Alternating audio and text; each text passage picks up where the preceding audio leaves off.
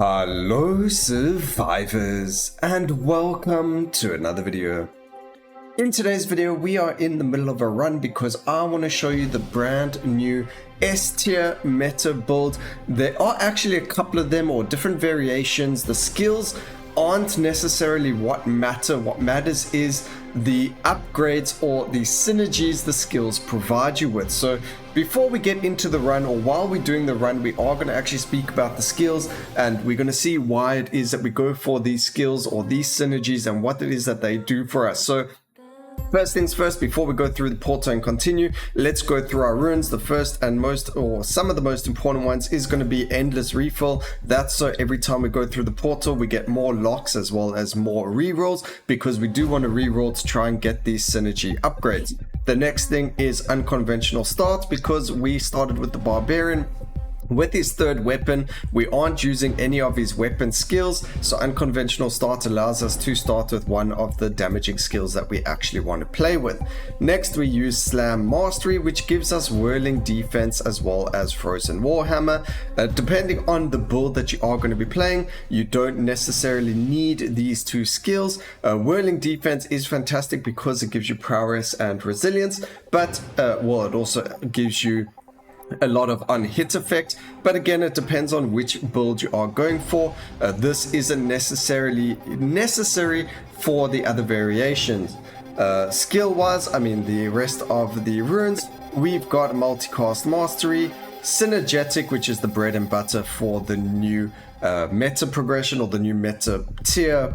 The new meta builds. Synergetic is going to allow you to get 50% more increased chance of synergies happening, as well as an increase of finding these synergies as you're playing. Now what that means is, normally if you don't have the rune, the fortifying damage like this one over here, the chance is actually only at 25% chance, but because we have the rune, it gives us a 38% chance on all of them.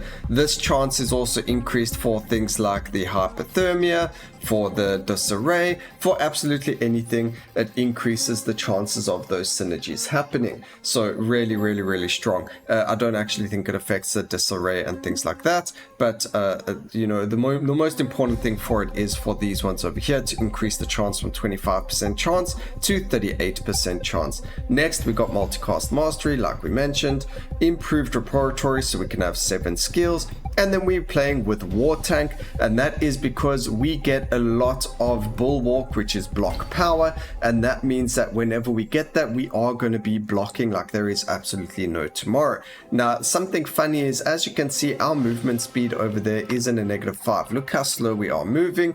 That's really funny, because we're going to grab as many Leviathans as possible, and the reason for that is, as soon as we start playing, we are going to get a lot of haste. Haste is increased movement speed, and as you can see, we are starting to zoom over here. You don't actually want a lot of movement speed, you do want to find a big balance, but the best thing about this build is, as soon as you start getting more and more stacks of things, you start getting an increase in block power, massive amounts of armor, huge amounts of damage, crit chance, crit damage, and a lot of multicast. So now we get to stand still and do absolutely nothing.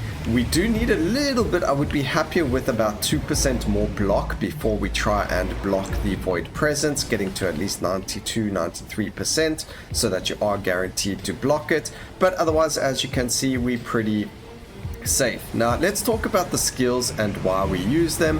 So we start off with a very basic skill. It is a skill that you actually get from the seasonal events. This one is from the Whispering Woods. It was a skill in the last patches that saw absolutely no playtime, but now it has become a meta shift. It is now an S tier skill, and that is Heartrending Strike. Heartrending Strike provides us with finesse, fragility, as well as bulwark. So that's block power, multicast chance, as well as fragility onto the enemy, which means that they are going to take extra damage. we increase all damage that they receive by 2% per stack. So that is massive. We're going to grab those. Over here again, we're just looking for any of these over here, and then we're going to take them. Nothing else really matters. I've gone and I've actually banished every single crit multi, and things like that, because we don't need them. We're going to get them from our finesse, from our form, from our amplitude, and things like that. So where can we find that? So this over here, form increases our crit damage chance.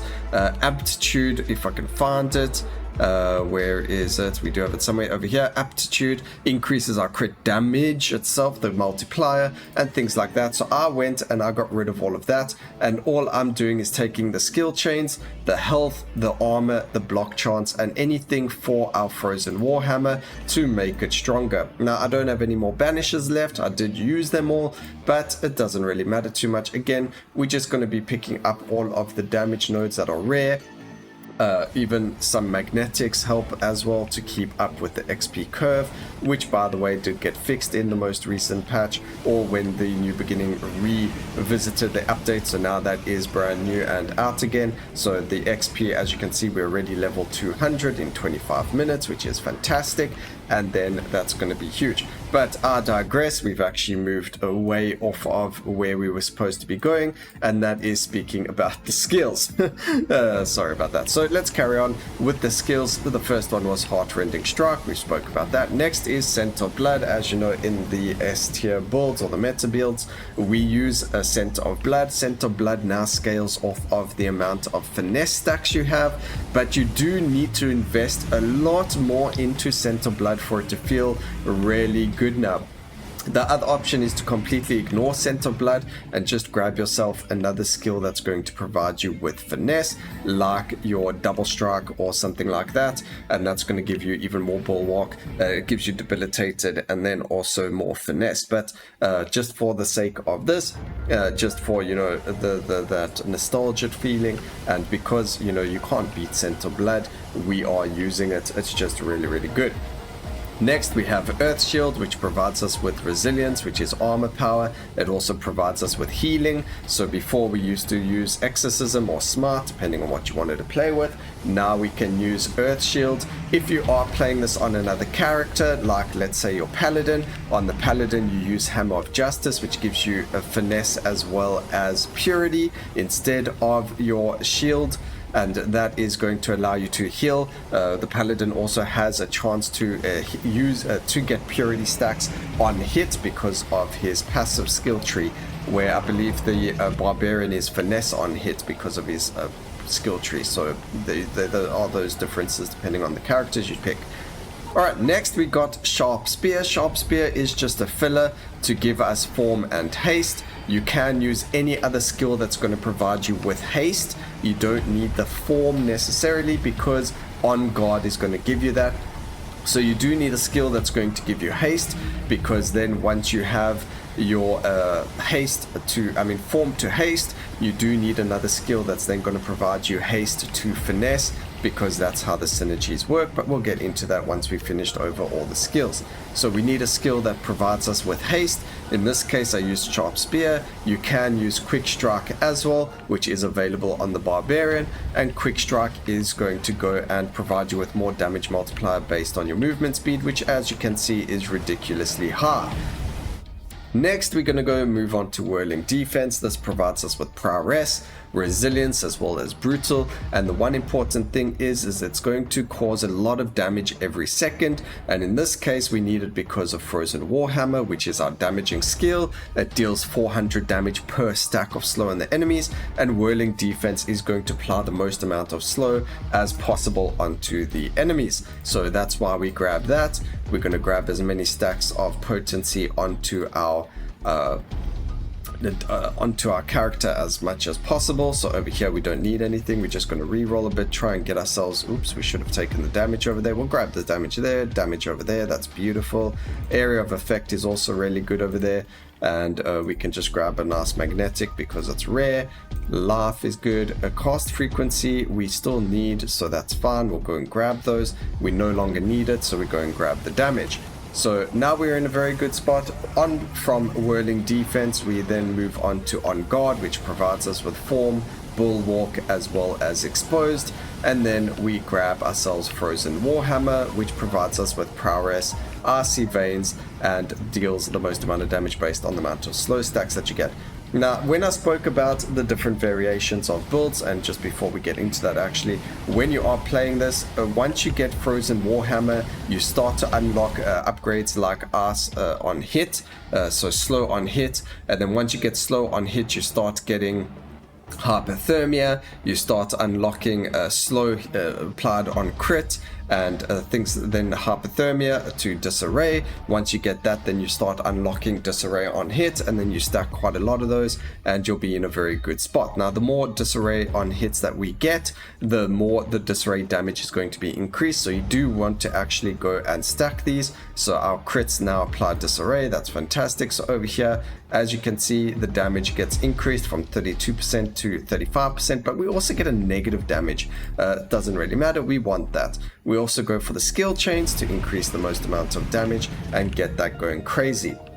Now, when I spoke earlier about different synergies or different ways to play this build, let's say we didn't want to use Frozen Warhammer, we didn't actually like it, but we still want to play with it. So let's say instead of slow, we really enjoy poison. You can use something like Purging Slam. It's going to work the exact same way. It's just beneficial to go with Frozen Warhammer because you then land up with the Disarray, and the Disarray is going to give you that extra bit of damage that you otherwise wouldn't have.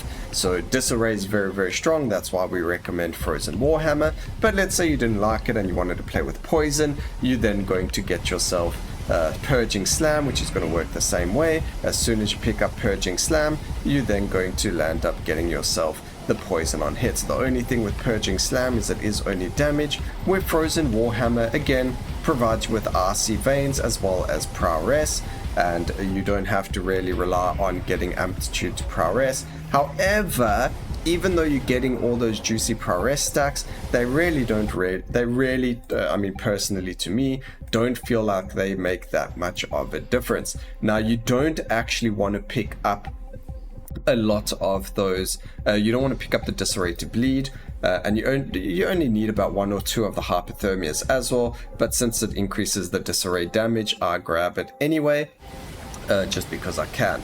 You don't really need to, you only need 1 of them just so that you get the slow to disarray option, and then you can banish it, but because I don't have any more banishes, I'm not doing that. The other version of the build is completely different. Now, as you can notice in this build, I do not have brittle. You do not need brittle in a build like this because you're doing a massive amount of damage, and brittle doesn't work that way. For more on how brittle works and why it's not effective on this build, you can go look on the official Discord for Soulstone survivors at Misa's build guide, not build guide, but her actual guide.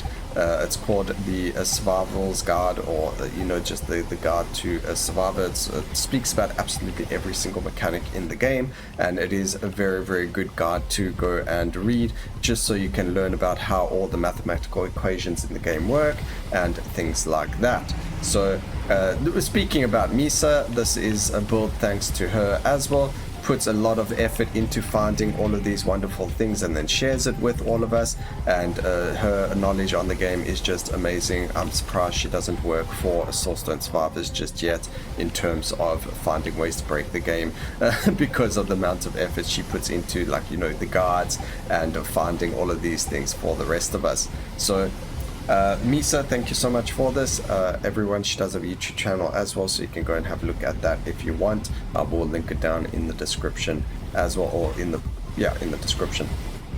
Then as you can see, we are actually starting to lag just a little bit.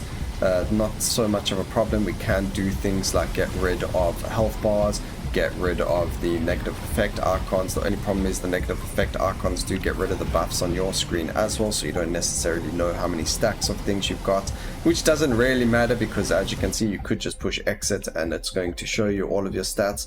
Insane amounts of stats coming in over there. 1200 block, which is 92%, 89% armor power as well, and we can stand still now, and we are going to be in, it's going to be impossible for them to kill us. Now if we are lucky, we do block the void presence, which we did do over there, which is really cool. That's really nice to be able to show something like that, and it's just really strong. Sorry, I digress again. We were going to speak about a different form of this build. The other form is to skip Whirling Defense and skip Frozen Warhammer, and we will actually end up taking another finesse skill, being double strike, and then we actually go and grab ourselves, so it's double slash, sorry, not double strike. You grab double slash instead of Frozen Warhammer, and instead of Whirling Defense, you then grab yourself the Brittle Earthquake, and you then in a much better spot. The other thing you could do is still take Whirling Defense, Whirling Defense, and then you grab yourself what's the wording I'm looking for? You grab that, and then you still grab EQ, because the prowess from Whirling Defense is pretty cool to have, but I find that the finesse stacking is much better in terms of things like that. But for the meta, and I think this is actually more damage than EQ, is this build exactly as I am playing it. And unfortunately my time is quite slow. You can do this much faster, but I did struggle to find the Frozen Warhammer, and then after we got Frozen Warhammer, you do still have to get lucky and find slow on hit, and it does take a little bit of time. But as you can see, this is Overlord 8 done and dusted, or at least, you know, being really fast at finishing it. This will be the last Overlord I'm doing in the video, but this can go up and further than you know, your Overlord, what's the wording I'm looking for? This can go over your Overlord 13 and such. And as you can see, we're just grabbing potency, we grab the damage over there, we re-roll until we find things like these momentum boosts. Again, the potency, I do like that cast frequency, even though we do have Scent of Blood, it does help still. We've got ourselves more resilience over there, as well as the disarray, which we're going to grab. We don't need the cast frequency anymore on our Scent of Blood. And as you can see, it just gets ridiculous. I do have to maybe turn down the graphics even more a little bit, but it does feel a lot better. And Overlord is a little bit easier now because they did nerf all of the stats. The enemy's attack speed as well as movement speed doesn't scale as high as it used to. Originally in New Beginning, when it first came out, it was actually capped at 70%. I see now that the enemy's attack speed does move up, but the HP still scales really high. Now, a lot of people are finding this a lot easier. Guys, that is why originally the developers did want to reduce the amount of XP we gain to make it slightly harder. So I mean, there isn't really a comfortable spot to, you know, balance the two. It's either too much XP or too little XP, and I think getting the XP bonus is quite good. Actually, I would like to get to much higher Overlord levels. There was a time in the game back in the prologue, or even before then, when you were able to hit like level 100 Overlord and things like that, just because of how well we scaled, and that got really hit hard, or at least the HP scaling got hit hard for the Overlord, so the bosses get a whack ton more HP. It used to be a lot less back in the day, so I really wish I was there at that time, but unfortunately I missed it. So we just grab, ooh, I should have taken that the upgrade there for the Scent of Blood, but we were just so busy picking up all those disarrays that I didn't see it. Alright, 2 more sets of bosses to go. Again, this is only Overlord 8. You can see already just how powerful we are. We can block absolutely everything. We block the Void Presence. If you're still scared of the Void Presence, you just take a little bit of a dodge and you'll be fine. And you can see with the amount of life we've got, with the amount of block we've got, with the amount of armor we've got, it's just really strong. And because we have so much armor, so much block, and so much damage, we are able to just chill like this. Again, we wouldn't really get so far on this one just because of how the scaling with HP works with time. because it took us too long to find the on hit or the slow on hit, we weren't able to get everything as quickly as we would have liked. So we took a little bit longer than we should have to do this. The one reason I like the brittle build a little bit better is because you aren't looking for skills that are added there, like Frozen Warhammer or Whirling Defense. You actually get EQ quite easily and effectively. You can also then land up going, you don't need to grab unconventional start. You can actually go for swing mastery or the earth inclination to make sure that you get EQ very quickly, and then, you know, there aren't a lot of earth skills on the barbarian, so it's not going to affect all the other skills that you're going to be finding on him as well. So but if you are worried about something like that, you can then, you know, not need to take unconventional start. You can start off with one of these weapons, and then you go and grab, let's say, another swing inclination or whatever other one that you're worried about not being able to get. But that is the build, ladies and gentlemen. I hope you enjoyed the video. Please remember to like, comment, and subscribe for more videos like this in the future. And always remember, keep safe, survivors. Until next time, cheers.